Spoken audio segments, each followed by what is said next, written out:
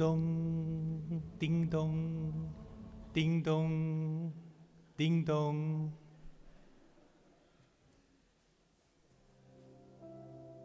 NG Kerk Queenswood langtermyndoelstellings.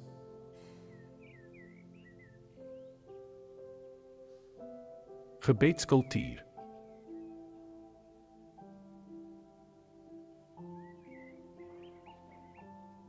Geloofsonderskeiding.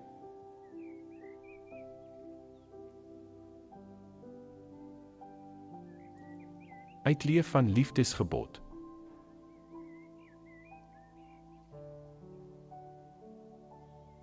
Gestuurde gemeente.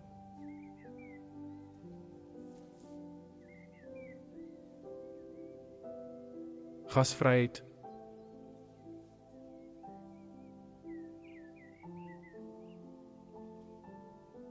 Praktiese liefdesdiens.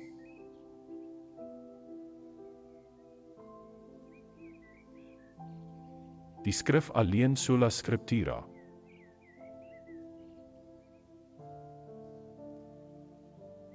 Vreugdevolle volgelinge en lewenslange leerlinge van Jesus Christus. Klein groepe en Bybelstudie is gelyk aan Bybelse manier van dink en doen. Welkom by die erediens.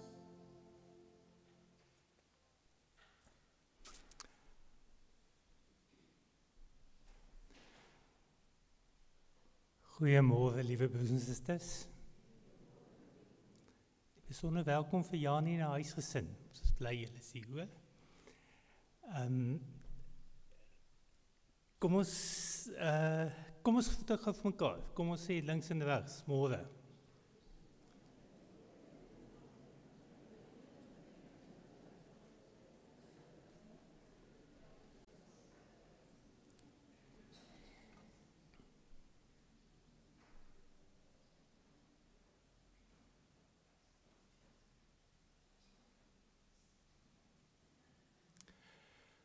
Baie welkom, ek hoop vandag dat ons saam wees een van die hoogtepunte van jou week sal wees. Het is lekker om by mekaar te wees, is so op die punt van vakansietyd, so dit is lekker lang naweek.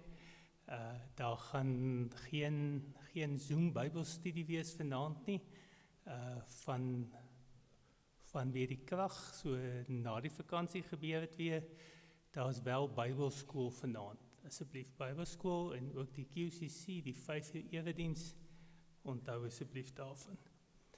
Dan, Herman, dink ons ook aan julle, spesifiek aan jou en jou familie hierdie tyd ook, met Martie wat baie siek is, baie sterkte, ons dink aan julle oor. Kom ons word stil. Ons gaan begin met 'n toetrede lied 169, Heilig, Heilig, Heilig. Dankie Annelie op die klavier, die orgel se krag is af op die oomblik. So kom ons word stil, kom ons stel onsself in vir dit wat volg. Kom ons word bewus dat die Here hier is en dat ons sy kinders is en dat hy vir ons baie lief het. Kom ons gaan begin met die woorde Heilig, Heilig, Heilig. Heer God almagtig, groot is die troon, U is steeds met lof omring. Kom ons bly sommer sit, dan sing ons vers 1, 2 en 3, lied 169.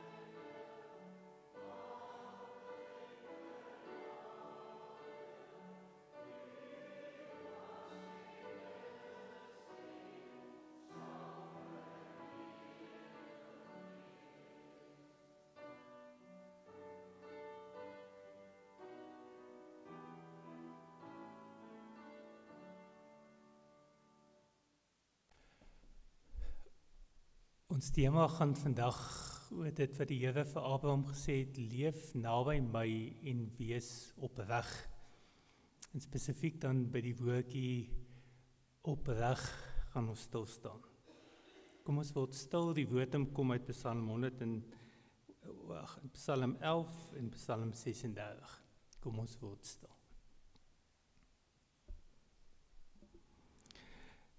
Die Here is regverdig. Hy het die mense lief wat regverdig en opreg handel en hy sal by hulle wees.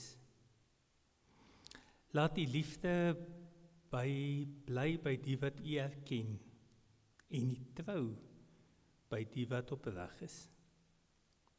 Amen. Liewe gemeente, die Here groet ons vanoggend met genade, met barmhartigheid en vrede. Die groet kom van God die Vader, God die Seun en God die Heilige Gees. Amen. Kom ons antwoord ook op die groet van die Here. Ons gaan 2 liedere sing. Die eerste een, lied 191. Daarvan vers 1 en 2, lied 191, vers 1 en 2, dan bly jy ook staan vir die volgende lied, asseblief.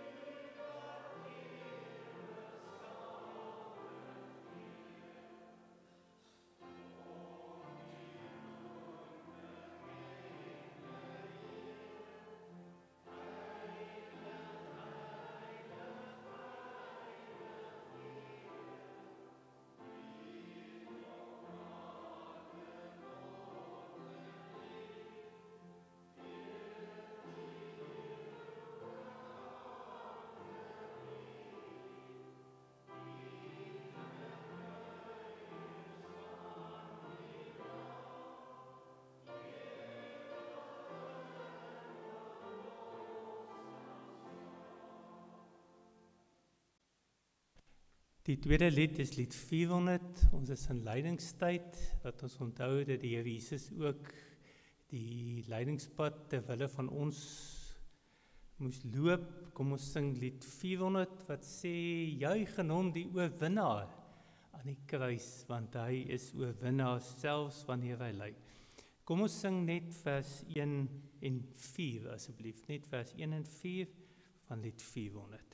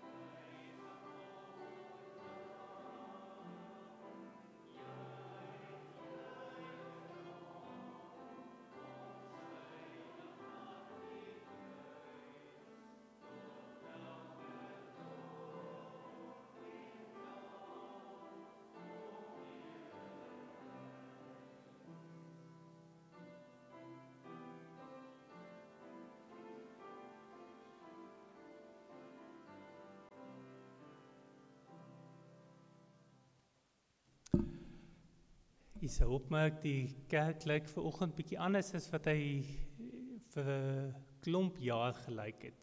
Want die skilderye is af, dit lyk bietjie anders voor. Flip en Ansie wat al die jare die binnekant van die kerk voor gesorg het. En vanoggend wil ek eintlik daardie begin om vir hulle dankie te sê. Hulle het op hulle eie onkoste en hulle eie inisiatief en hulle liefde vir die Here het hulle vir baie lank die binnekant van die kerk versorg. As daar iets nodig was, as daar 'n lap of 'n ding nodig was, het hulle dit voorsien. Ek wil vir julle twee baie dankie sê. Uit die diepte van my hart, ons as gemeente is vir julle baie lief en ons het baie waardering vir wat julle gedoen het. Baie dankie daarvoor. Hulle gaan nog steeds voortgaan om die kaartjies te maak met met Vadersdag en Moedersdag en al die spesiale bederfies, maar hulle gaan nie meer die binnekant van die kerk doen nie. Daar is ook 'n groep wat gesê het, ons wil graag ook diensbaar wees, hoe kan ons help?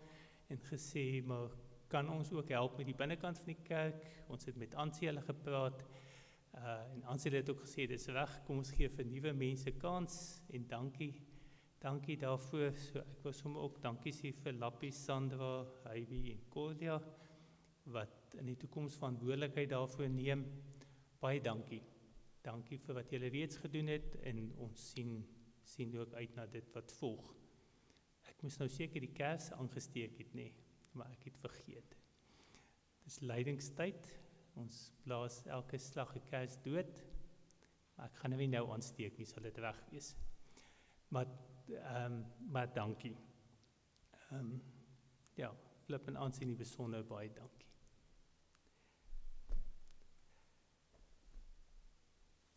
Ons gaan dan voort om ook 'n kerkraadslid te bevestig. Van die begin af het die Here Jesus mense geroep om sy werk op aarde voort te sit. Hy sê vir sy disippels, soos die Vader my gestuur het, so stuur ek julle ook. Die ampte is deel van die gawes vir die Heilige Gees aan sy kerk gee. Sy doel daarmee was om gelowiges toe te rus vir hulle diens en om as gemeente en liggaam van Christus opgebou te word. Uit die Bybel is dit duidelik dat 'n amptenaar bekend moet wees as iemand met 'n lewende geloof, iemand wat 'n begeerte het om vir die Here Jesus te werk en wat bekwaam en gewillig is om te leer en om daarvoor toegerus te word. Verder moet 'n amptenaar 'n hoë sedelike lewenspyl handhaaf en in alle opsigte betroubaar wees. Die kerkraad het die afkondiging bekend gemaak wie verkies is, en aangesien daar geen beswaar ingebring is nie, aanvaar die kerkraad dan ook die goedkeuring van die gemeente en gaan nou voort met die bevestiging. Annette, kan ek asseblief vra dat jy kom voorstaan? Annette Krog.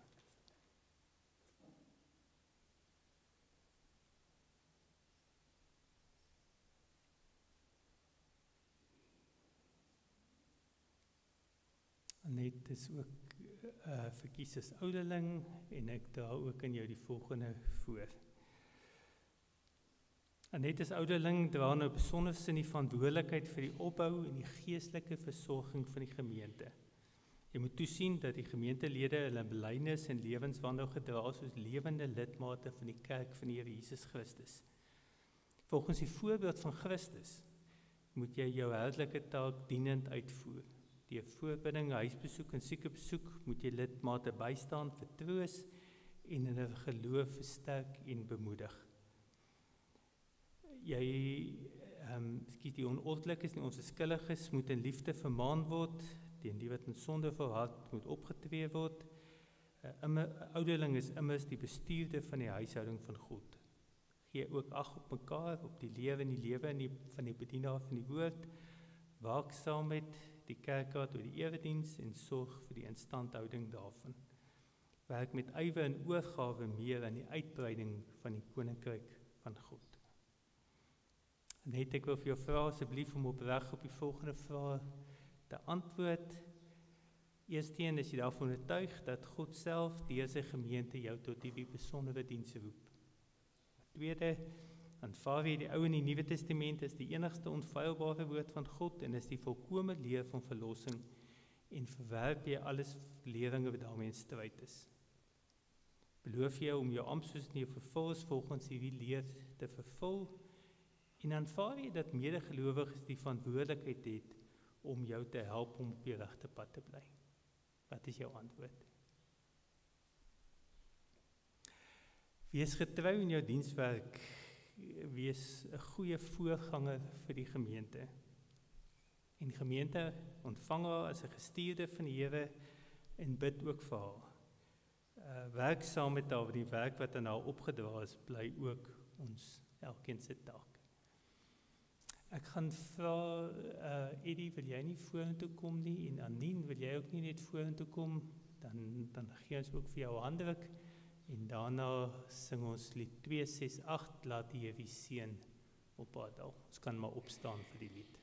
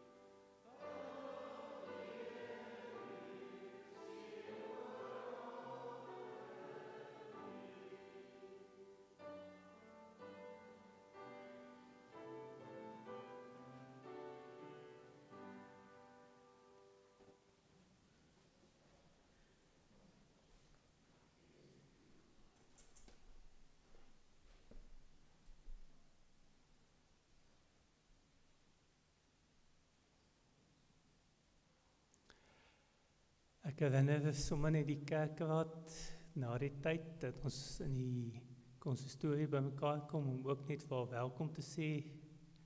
Onthou asseblief daarvan. Leef naby my en wees opreg. Is die tema van vandag. Ek gaan vanoggend nie stilstaan by 'n spesifieke teksvers nie, of by 'n spesifieke gedeelte nie, maar ek gaan oor die tema praat rondom opreg, en ek gaan 'n klomp tekste lees, so ek gaan nou nie alles op die bord sit vanoggend nie. As 'n mens Genesis 17 vers 1 lees, staan daar die volgende: toe Abraham 99 jaar oud was, het die Here aan hom verskyn en vir hom gesê: ek is God die Almagtige, lewe naby my en wees opreg. Dit is nog die tyd voor die wet, voor daar 'n klomp reëls was en 'n klomp moets en moenies oor wat jy moet doen. En hierdie is my altyd 'n baie besonderse vers wat ek al baie gedink het oor in my lewe, dat die Here vir Abraham sê, maar dit is wat ek van jou verwag. Later het 'n klomp goed bygekom, maar iets van die kern daarvan, leef naby my en wees opreg. As 'n mens oor Job lees, Job 1 vers 1, lees ons oor hom: in die land is daar 'n man met die naam Job. Hy was vroom en opreg en het God gedien en die kwaad vermy. En dan ken ons verhaal as die Satan kom en sê, maar die Job dien nie net omdat hy vir hom goed is. Dan sê die Here vir hom, die Here vra vir Satan: en my dienaar Job, het jy hom gesien? Sy gelyke kry nie op aarde nie. Hy's vroom, hy's opreg en hy dien my en hy vermy die kwaad. En dan ken ons die verhaal oor dat Job eintlik opreg bly. Hy sê, maar ek het niks verkeerd gedoen nie. En dan kom sy vriende en sê, man, maar Job, jy jok.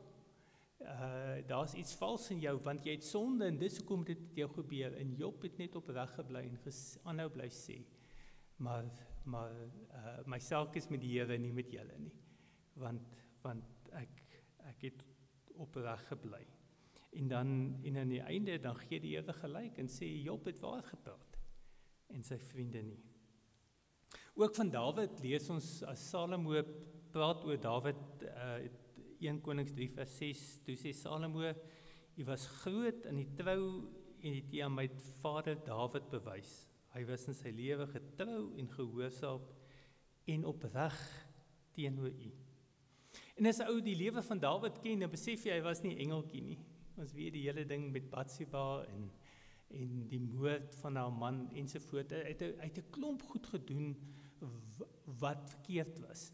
Maar wat so opreg beteken nie om volmaak te wees en om nie foute te maak nie. Opreg is iets wat hier in 'n mens se binnekant sit. En dalk die mooi ding oor Dawid, toe hy aangespreek word deur die profeet Nathan, het hy nie verskonings gemaak nie. Onmiddellik het hy gesê, ek het gesondig teen die Here. En hy was onmiddellik eerlik, en as hy dan in Psalm 51 sy skuld bely spesifiek oor hierdie saak, dan sê hy, ek was skuldig toe ek gebore was, met sonde belaai toe my moeder swanger geword het. Maar u verwag opregtheid diep in 'n mens se hart.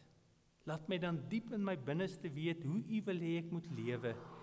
Neem tog my sonde weg dat ek rein kan wees, was my dat ek witter as sneeu kan wees.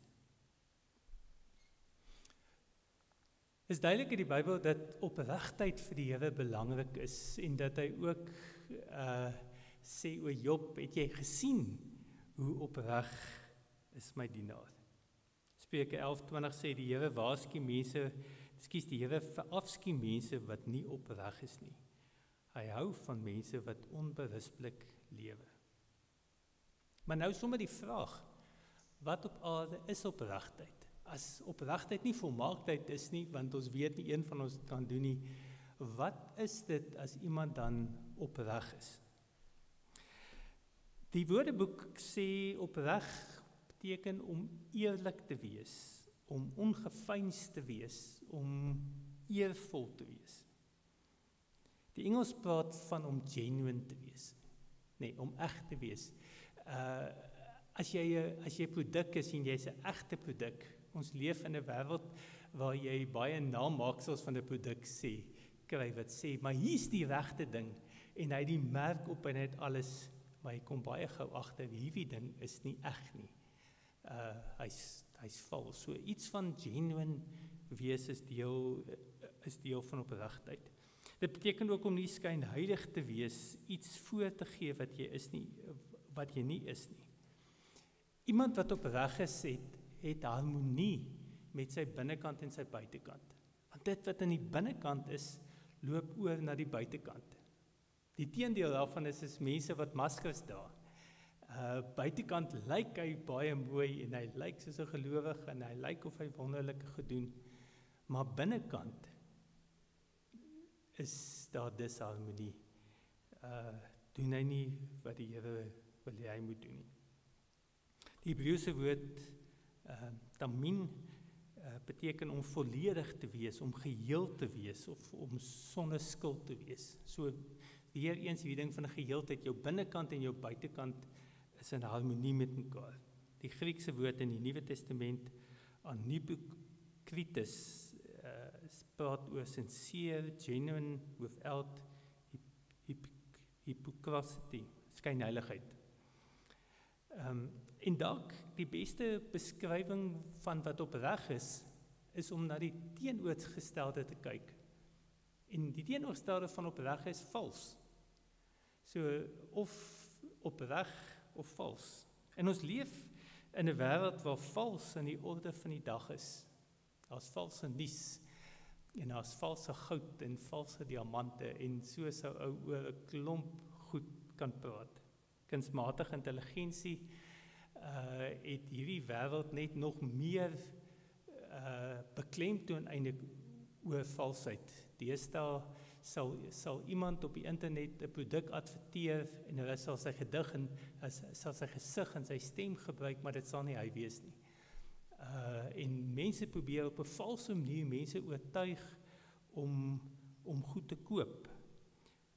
Ek lees hulle sê die kennis sê 2030 sal hierdie kunsmatige intelligensie so goed wees dat 'n ou nie sal kan onderskei tussen of dit regtig hierdie persoon is en of dit hy nie is nie.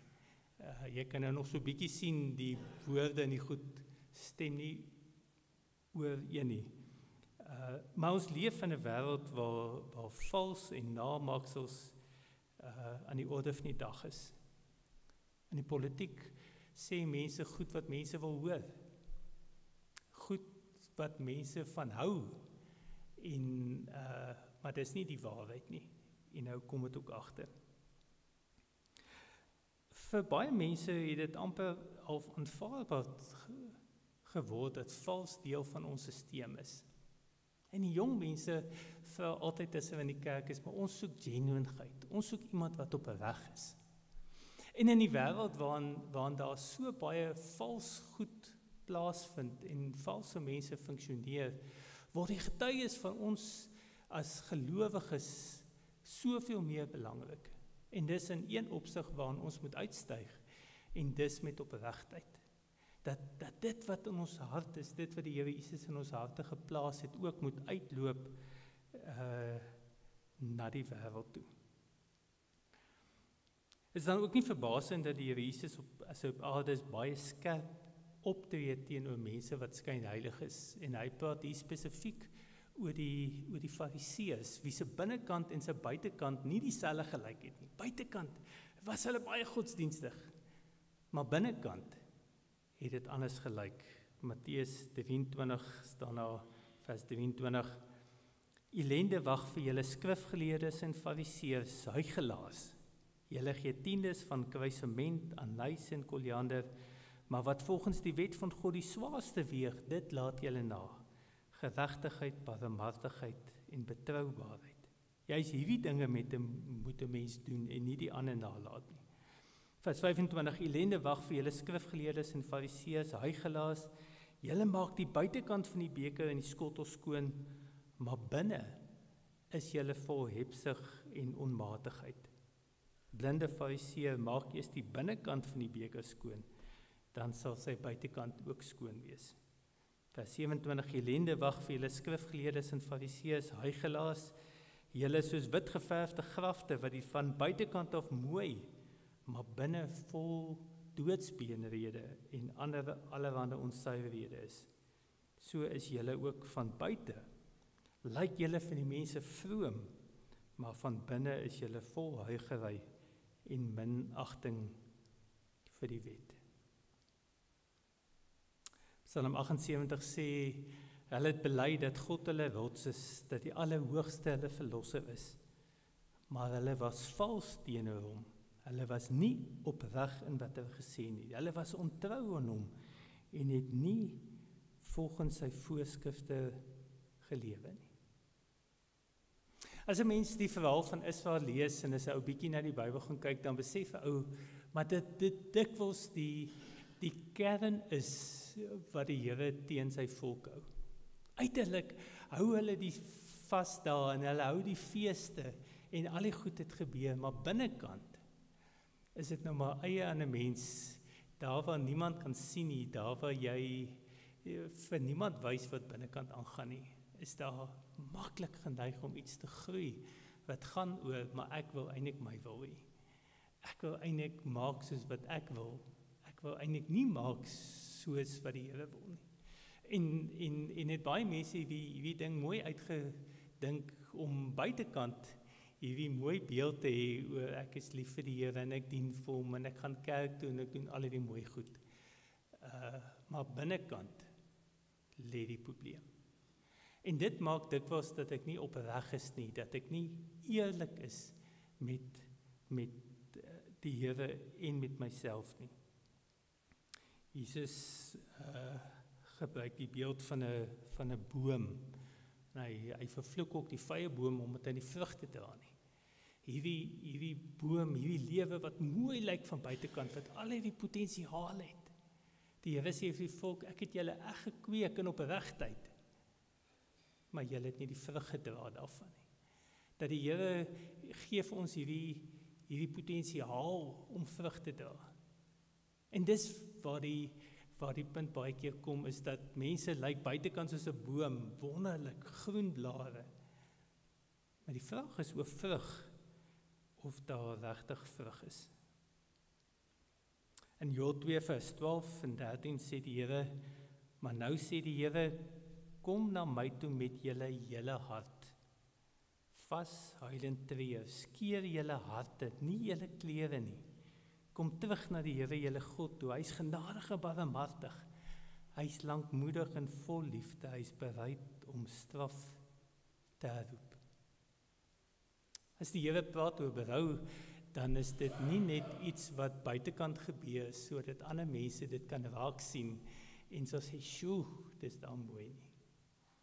Berou gaan nie net, sê die Here, oor jou klere skeer, uiterlik en godsdienstig nie, maar dit gaan oor iets wat binnekant moet gebeur. Die Here sê, skeer jou hart, kom tot bekering in jou diep wese, sodat jou binnekant en jou buitekant ook in harmonie kan wees.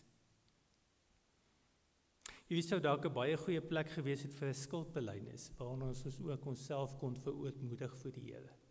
Maar ons gaan dit nou doen, en ek wil dit net so 'n bietjie in die lig laat hang, en dan ook sommer die vraag vra, maar as dit is hoe ons nie moet lewe nie, kom ons vra dan aan die ander kant, hoe lyk opreg? Hoe wil die Here dan hê moet ons lewe? Wat is dit waarna ons ook moet strewe? En miskien die heel beste om te gaan kyk, ons het laasweek gepraat oor die Here Jesus as ons oudste broer, as die voorbeeld van ons lewe. En ook rondom opregtheid is die Here Jesus die voorbeeld van wat dit beteken om opreg te lewe. Sy binne en buite wêreld was in harmonie met mekaar. In lydingstyd onthou ons hoe hy daar in die tuin van Getsemane was. Hy het ook hierdie begeerte gehad om eintlik maar sy eie wil te doen. En daarom bid hy, Vader, laat hierdie beker by my verbygaan. Laat ek hierdie lyding nie verduur nie. Maar dan voeg hy by, Vader, nie my wil nie, maar u wil. Hy was 'n ware mens. Hy wou graag sy wil ook doen.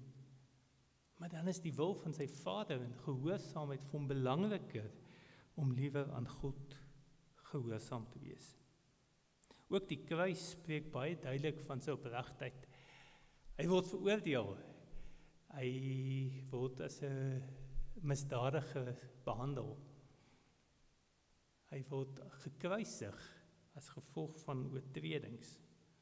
Maar dan as 'n mens die verhaal lees, dan kom hy baie gou agter hoe die verhaal telkens sê, maar hierdie man is eintlik onskuldig. Het begin met Pilatus wat eintlik die uitspraak moet maak. Hy sê hierdie man is onskuldig. Julle sê hy is skuldig, maar hy is onskuldig. Dink aan die misdadiger aan die kruis.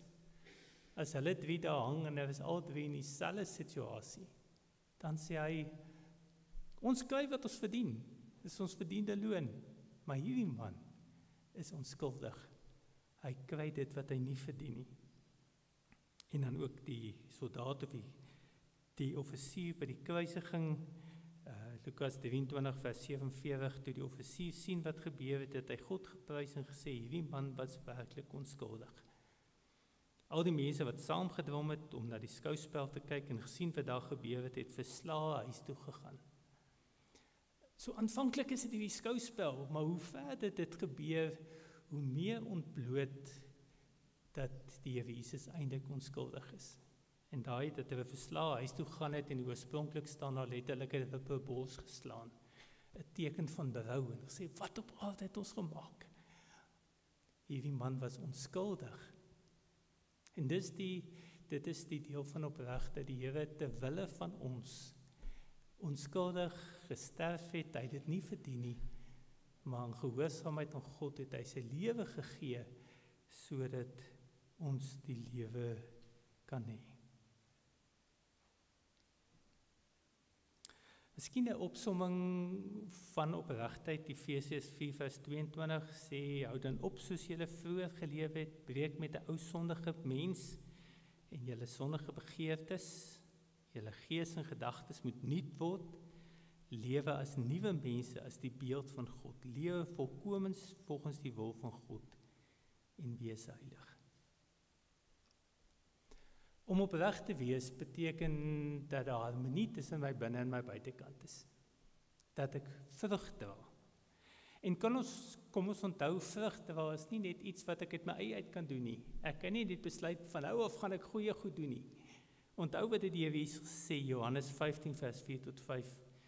Julle moet in my bly en ek in julle. 'n Loot kan nie uit sy eie vrug dra as hy nie aan die wingerdstok bly nie.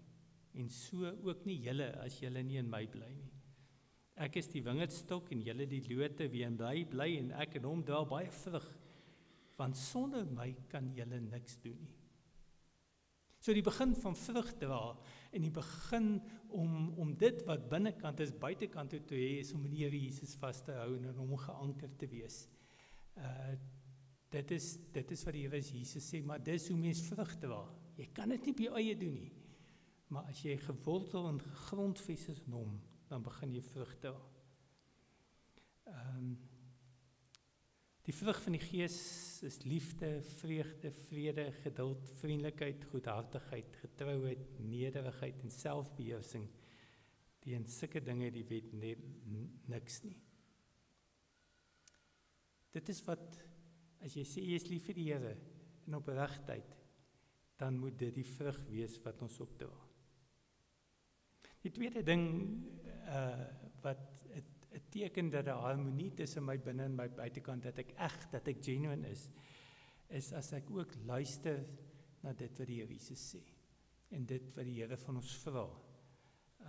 Vers 18, 1 Johannes 3 vers 18 sê, liewe kinders, ons liefde moenie net liefde, woorde en lippetaal wees nie, maar moet met die daad bewys word. Dit gaan oor gehoorsaamheid. Dat ek ook dit wat die Here vir my vra, sal doen. En dit begin met klein dade van gehoorsaamheid. Help nie, ek hoor al die goed en ek sê ja, maar binnekant verander niks nie.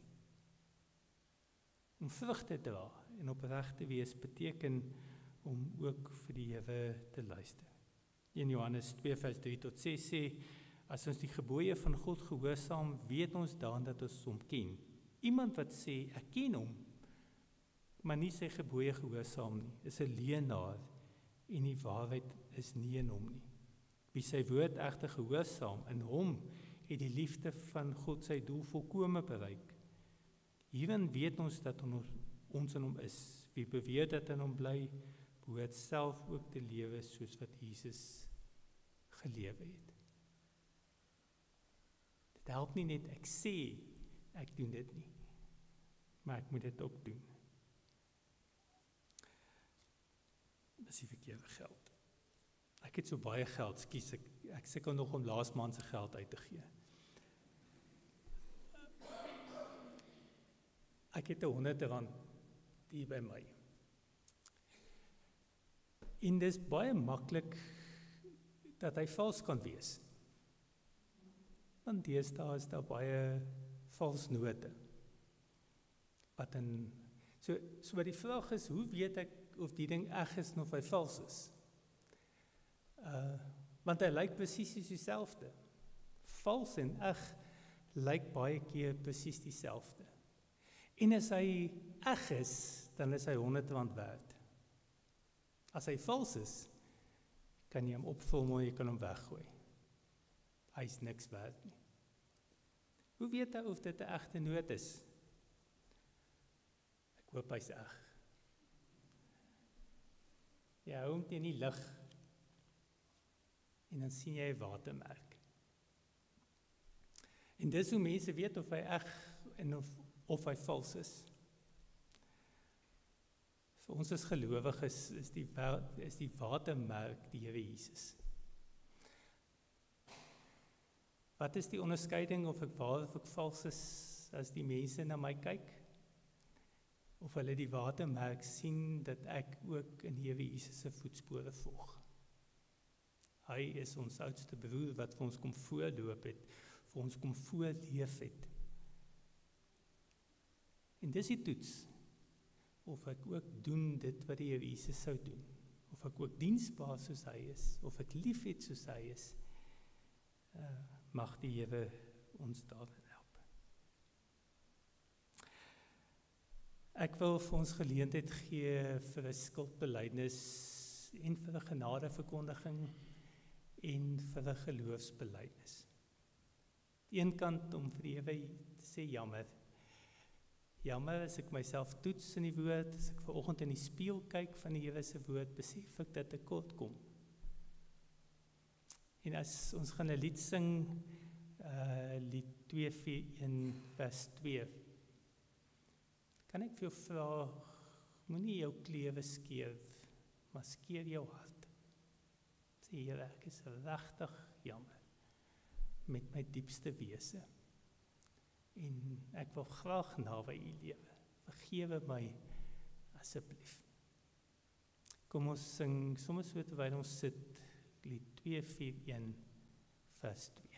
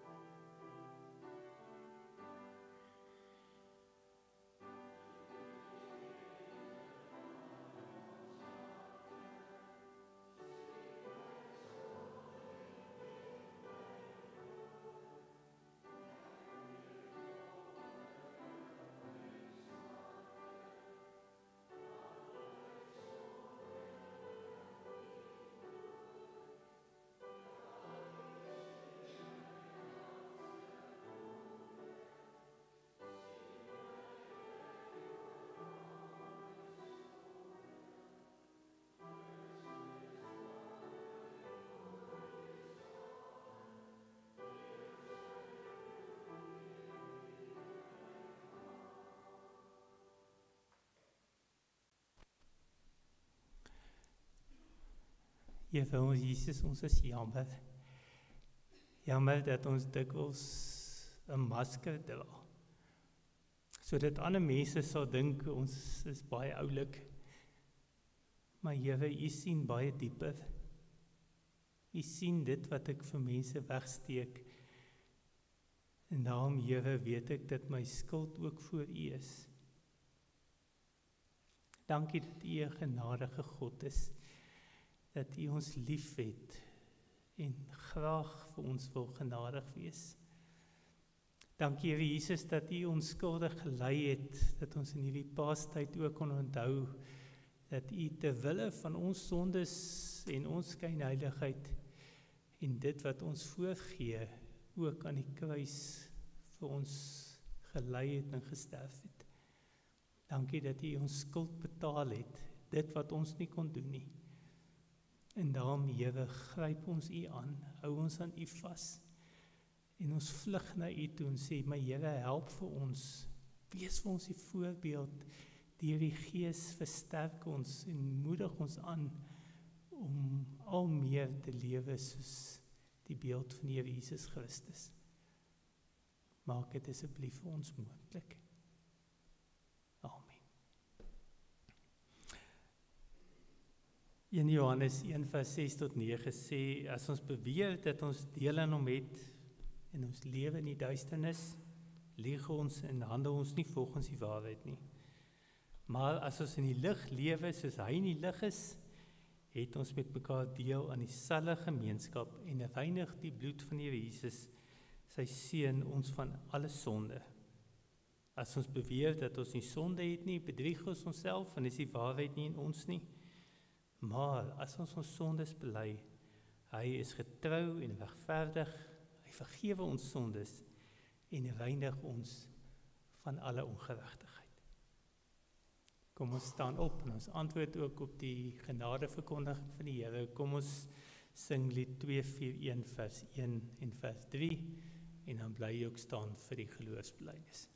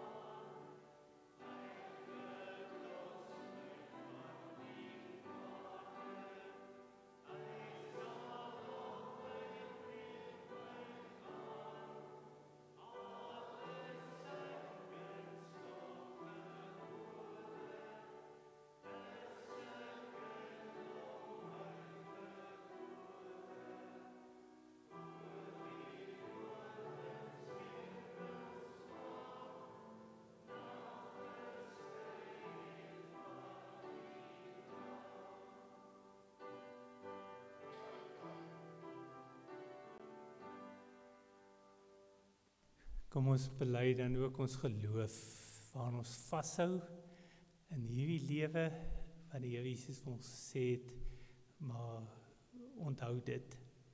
Ons bely ons geloof hardop deur die apostoliese geloofsbelijdenis hardop saam te sê. Ek glo in God die Vader,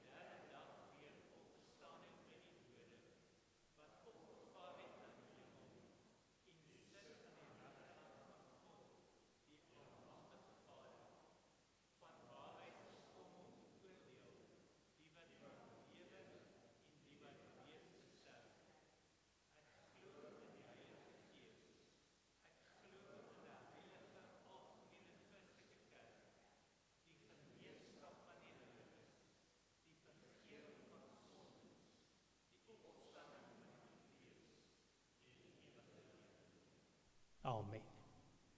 Dankie, kan weer die plek inneem.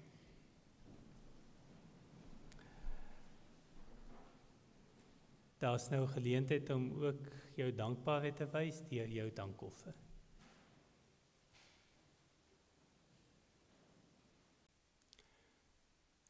Sommer net nog 3 sake. Een is, kom drink saam koffie. Ek dink ons kon dan daar by Hersplaas krag kry, so daarbo dan warm water. Is daar warm water, Susan? Ja, goed. So jy gaan dalk by die huis nie warm water hê nie, so jy moet hier kom koffie drink. Onthou asseblief daarvan, die tweede ding is, ek wens julle krag toe. En die derde ding is, julle moet my asseblief nie Dinsdag bel nie, want ek gaan by die viswaters wees. Onthou asseblief, ek het van Maandag af verlof vir 'n maand, kontak asseblief vir Anien, as julle het oomie nodig het. Kom ons sluit af met lied 517, leer ons u vertrou u Here, leer ons lewe u ter ere, leer ons weken op u krag, leer ons sing selfs in die nag. Kom ons sing daarvan van lied 517 vers 1, 2 en 3.